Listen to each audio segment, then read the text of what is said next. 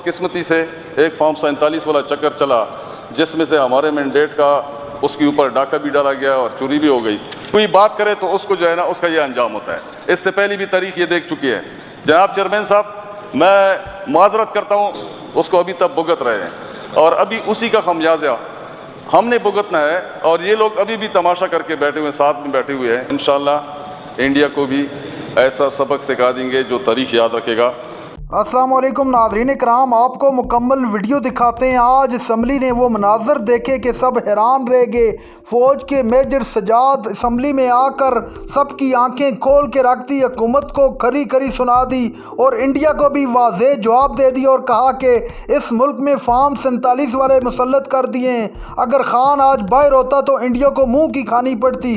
خیبر سے کراچی تک خان کی آواز کے لیے عوام ترس رہی ہے, اس کا ایک اشارہ ہی کافی ہے. آپ ویڈیو دیکھیے پھر اس پر بات کرتے ہیں. لیکن میں آپ کو یہ بتا دوں کہ پہلگام کا جو واقعہ ہوا ہے, پاکستان تحریک انصاف میرے خیال میں واحد جماعت ہے جس نے مرکزی سطح پر اس واقعے کے خلاف قرارداد بھی پیش کی اپنے یوم تاسیس کے موقع پر. اور دوسری بات یہ ہے کہ ہم سمجھتے ہیں کہ اس وقت واحد پاکستان تحریک انصاف کی جماعت ہے جو وفاق کی علامت ہے. باقی تو سب سکڑ کر اپنے اپنے علاقوں تک محدود ہو چکی ہے اور پھر عجیب و غریب قسم کے گیم بھی کھیل رہی ہوتی ہے. کبھی کہتے ہیں نیر نکالنے ہیں, کبھی کہتے ہیں نہیں نکالنے ہیں, پھر آپس میں سائن بھی کر لیتے ہیں, پھر لڑائی بھی کر لیتے ہیں اور پھر کچھ دنوں کے بعد پھر دوبارہ بیٹھ کے صلح بھی کر لیتے ہیں. تو ہم ایسا کوئی کھیل نہیں کھیلتے. ہم دل سے جو بات کرتے ہیں, پاکستان تحریک انصاف اپنے وفاق اور اپنے نظریہ پاکستان اور اپنے جغرافیائی حدود, اپنے آئیڈیالوجی پہ قائم دائم ہے. اور پاکستان تحریک انصاف کا ہر رکن, خواہ وہ ہمارے نیچے لیول کا ایک ورکر بھی ہے اس سے لے کر اوپر قیادت تک, سب پاکستان کے لیے اور پاکستان کی بقا کے لیے اپنی جان تک جو ہے نا قربان کرنے کے لیے تیار ہیں. اور انشاءاللہ انڈیا کو بھی ایسا سبق سکھا دیں گے جو تاریخ یاد رکھے گا. اور جس ملک نے جس کا نام انڈیا ہے یا ہندوستان یا بھارت, جس نے پاکستان کو دل سے کبھی تسلیم ہی نہیں کیا ہے, اور پاکستان تحریک انصاف اپنی افواج کے ساتھ اپنی تمام اداروں کے ساتھ مل کر ان کا ایسا انجام بنا دیں گے کہ آئندہ کے لیے کوئی ایسی غلطی نہیں کرے گا جو پاکستان کو میلی آنکھوں سے دیکھے گا. لیکن جو بات ہے کہ آپ لوگوں کو کیوں یہ بات بار بار کھٹکتی ہے کہ جب بھی ہم اپنے قائد کا ذکر کرتے ہیں یا پاکستان تحریک انصاف کا کوئی رکن یا پاکستان تحریک انصاف کا کوئی پارلیمنٹیرین جب بات کرتا ہے اپنے قائد کی اور عوام کی ان کے ساتھ محبت کی, تو آپ لوگ جذباتی کیوں ہو جاتے ہیں؟ آپ لوگوں کو اتنا برا کیوں لگتا ہے؟ تو آپ تھوڑا سا حوصلہ رکھیں. یہ تو بدقسمتی سے ایک فارم 47 والا چکر چلا جس میں سے ہمارے مینڈیٹ کا اس کے اوپر ڈاکہ بھی ڈالا گیا اور چوری بھی ہو گئی. لیکن بات یہ ہے کہ اگر یہ نہ ہوتا تو ابھی حالات کچھ اور ہوتے اور انڈیا کی یہ جرأت نہ ہوتی کہ وہ اس طرح غلط اور اس طرح ناپاک عزائم کے ساتھ پاکستان کے اوپر سفارتی طور پر یا دنیا میں کسی اور سطح پر اس طرح چڑھائی کرتا. دوسری بات یہ ہے کہ جہاں تک عدنان صاحب نے حکومت کو معلوم نامعلوم کی ڈیفینیشن کر دی ہے اور کہتے ہیں کہ ہمیں معلوم ہے, پشتونخوا کے جتنی بھی عوام ہیں وہ بالخصوص اس کو ابھی تک بھگت رہے ہیں اور ابھی اسی کا خمیازہ ہم نے بھگتنا ہے. اور یہ لوگ ابھی بھی تماشا کر کے بیٹھے ہوئے ساتھ میں بیٹھے ہوئے ہیں اور ہمارا تماشا دیکھ رہے ہیں اور ہمیں بار بار وہ چیزیں دکھا رہے ہیں جس طرح زخموں پہ آپ نے نمک چھڑکا دی ہو. بات یہ ہے کہ اسی رویے کو ماضی میں کتنی مرتبہ بتایا گیا کہ بھئی ایسا مت کرو. آپ جس کیپیسٹی بلڈنگ کیے جا رہے ہیں, جس چیز کو آپ بڑھا رہے ہیں, اس کا پوری نسل کو بھگتنا پڑے گا. اب میں حیران اس بات پہ ہوں کہ ہمارے عوامی نیشنل پارٹی کے اراکین بھی ساتھ بیٹھے ہوئے ہیں اور یہ سب لوگ ایک چادر کے نیچے بیٹھے ہوئے ہیں, لیکن کسی کو یہ ذمہ داری کا احساس نہیں ہوتا کہ وہ ذرا یہ بھی بتائے کہ ان کو لانے والے کون تھے ان لوگوں کو. اور پھر دوسری بات کہ ہمارے وفاقی وزیر دفاع خواجہ آصف پچھلے دنوں اس نے انٹرویو دیا اور کیا کہہ رہا ہے کہ ہم نے امریکہ کے کہنے پہ 30 سال یہ جنگ لڑی ہے.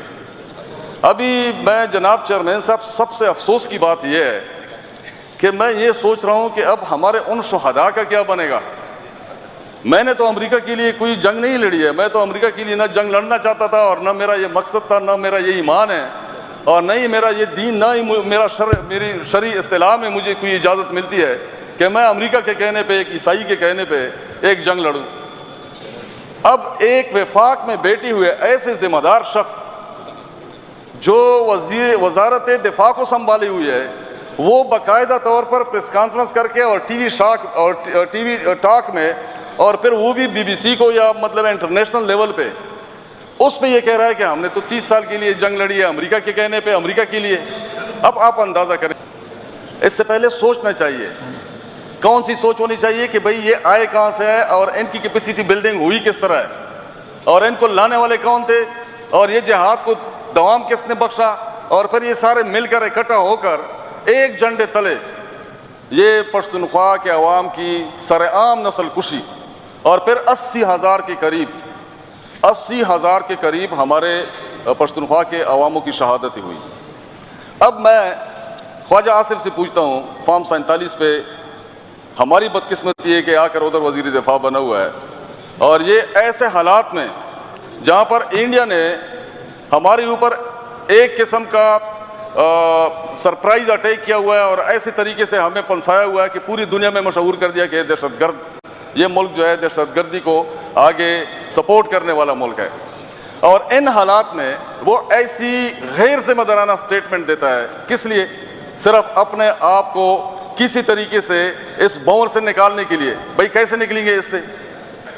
اور جناب اسپیکر، کہ کبھی بھی ایسا نہیں ہوا ہے کہ کوئی جمہوری پارٹی کسی دوسری جمہوری پارٹی کے جانی یا مالی نقصان پہ وہ خوش ہو، خوش کوئی نہیں ہوتا، لیکن مسئلہ کیا ہوتا ہے کہ ہماری چھوٹی سی اور معمولی حکومت یا کرسی کی مجبوریوں کو آڑ بنا کر ایک دوسرے کو بلیک میل اور ایک دوسرے کی جو ہے نا ٹانگیں کھینچنے والے یہ ہم بن جاتے ہیں۔ کوئی ایسا معاملہ نہیں ہے۔ پاکستان تحریک انصاف کا قائد ہمارے جتنے 24-25 کروڑ عوام، ان کی دل کی دھڑکن ہے اور ان کے دلوں کی آواز ہے، اور عوام کی صحیح ترجمانی کر رہا ہے۔